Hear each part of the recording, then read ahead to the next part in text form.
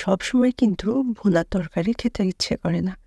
মাঝে, মাঝে এভাবে একটু সবজি দিয়ে রান্না করে খেতে পারেন। খেতে কিন্তু খুবই ভালো হয়। হ্যালো এভরিওয়ান, আশা করি সবাই খুবই ভালো আছেন। কাছে বা দূরে যে যেখান থেকে আমার ভিডিওটা দেখছেন, সবাইকে আমার নতুন ভিডিও দেখার জন্য আমন্ত্রণ জানাচ্ছি। বাই দ্য ওয়ে, আজকের রেসিপি আলু দিয়ে শিং মাছ রান্না।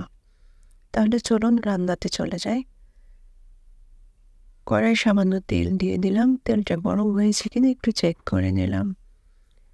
এরপর জিরার ফোড়ন দিয়ে দিলাম। জিরার ফোড়নটা দিলে অনেক সুন্দর একটা ফ্লেভার আসে, কিন্তু জিরাটা যেন পুড়ে না যায় সেদিকে খেয়াল রাখতে হবে।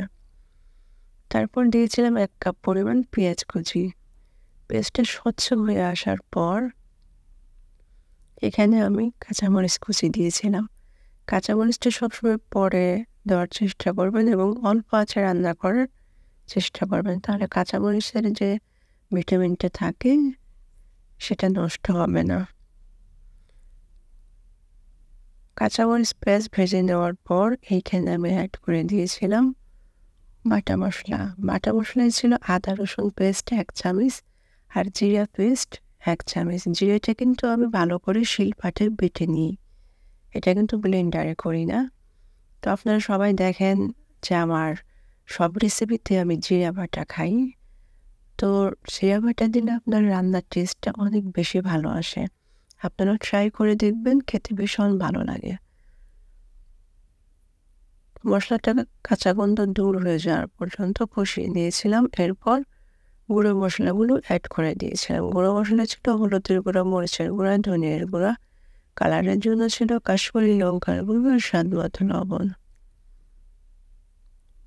এখানে মরিচের গুঁড়াটা কিন্তু আমি খুব একটা বেশি দিইনি, খুবই অল্প দিয়েছি, যেন অনেক সুন্দর একটা কালার আসে তার জন্য। তারপর আমি এখানে শিং মাছগুলো দিয়ে কষিয়ে নেব। তো শিং মাছ কিন্তু অনেকেই অনেকভাবে পরিষ্কার করেন। আমিও কিন্তু একদম পারফেক্টভাবে পরিষ্কার করতে পারি না। তারপরে যতটা করতে পারি করার চেষ্টা করি।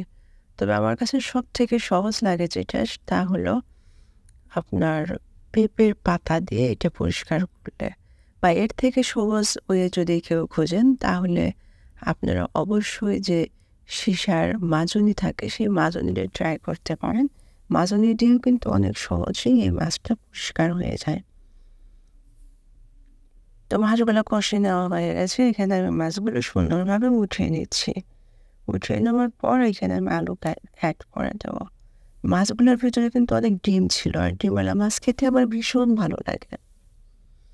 ছোটবেলায় মাও আমাকে বেছে বেছে ডিমওয়ালা মাছগুলোই খাওয়াতো। আমি যখন ভাত খেতে চাইতাম না, বায়না করতাম, তখন মা এরকমভাবে আদর করে খাইয়ে দিত। তো এরপর আমি আর কি আলু কুচি দিয়ে দিলাম। আলুটা কিন্তু আমি কিউব করে কেটেছি, একটু ছোট ছোট করে কেটেছি। আপনারা চাইলে বড় করেও কাটতে পারেন, তাতে কোনো সমস্যা নেই, সেটা আপনাদের অভিরুচি। তো আমি এরকমভাবে একটু ছোট ছোট করে কেটে দিয়েছি। কাটার পর আমি ভালো করে কষিয়ে নিয়েছি। এখানে কিন্তু পানিটা একদম শুকিয়ে আসছে, দেখতে পারছেন। এরপর আমি সামান্য পানি অ্যাড করে দেব। এটাতে যেহেতু আমি খুব একটা ঝোল খাবো না, মাখো মাখো রান্না করব, তার জন্য খুব একটা পানি আমি দেব না। তো পানি দেওয়ার পর ঢেকে দিলাম ঝোলটা কিছুটা টেনে আসা পর্যন্ত। ঝোলটা টেনে আসার পর সে যে কষিয়ে রেখেছিলাম শিং মাছ, সেটা দিয়ে দেব। এরকমভাবে কষিয়ে রান্না করে খেয়ে দেখতে পারেন, খেতে কিন্তু খুবই ভালো হয়। আবার অনেকে আছেন ভেজেও রান্না করেন, ওটা কিন্তু খেতে ভালো লাগে। তো আমি শিং মাছ কখনো ভেজে খাওয়ার চেষ্টা করি না। ভেজে খেলে যেন এই মাছের টেস্টটা আমার কাছে নষ্ট হয়ে যায় এরকম লাগে। এরপর আবার ঢাকনা দিয়ে আমি কিছুটা সময় রান্না করে নেব।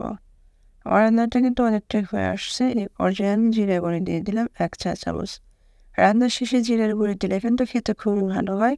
যারা জিরার গুঁড়ি শেষে খান না, একবারের জন্য হলেও ট্রাই করবেন, দেখবেন অনেক সুন্দর হয় খেতে। তা আলুগুলো আমি কিছুটা ম্যাশ করে দেবো, মানে অর্ধেকটা আস্ত রাখবো আর অর্ধেকটা একটু ম্যাশ করে দেবো। তাহলে তরকারি দেখতেও ভালো লাগবে, খেতেও ভালো লাগবে, আর তরকারির ভিতরে আঠালো একটা ভাব চলে আসবে। তো আমার রেসিপিটা কেমন লাগলো অবশ্যই জানাবেন। যদি ভালো লাগে সাথেই থাকবেন। এরকম রেসিপি পেতে আমার পেজের সাথেই থাকবেন। খেতে কিন্তু ভীষণ ভালো হয়। একবারের জন্য বানানোর অনুরোধ জানাচ্ছি। তো ভালো থাকবেন সবাই। আবার দেখা হবে। আল্লাহ হাফেজ।